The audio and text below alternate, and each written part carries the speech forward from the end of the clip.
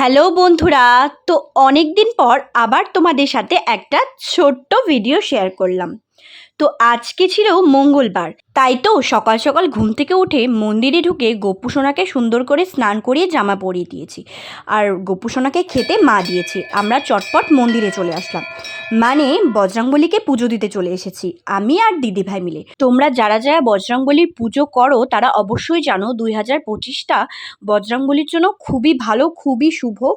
আর সামনের যে 5টি মঙ্গলবার আসছে সেটা তো খুবই ভালো। তাই তো আমি আর দিদিভাই ঠিক করে ফেললাম যে এই 5টা মঙ্গলবার মন্দিরে এসে পুজো দেওয়ার চেষ্টা করব। বাচ্চা কাচ্চা নিয়ে না আসলে হয়ে ওঠে না, সকালবেলা পুজোটা দিতে হয় তো। তাই এই 5টা মঙ্গলবার পুরো নিয়ম আমরা মানব।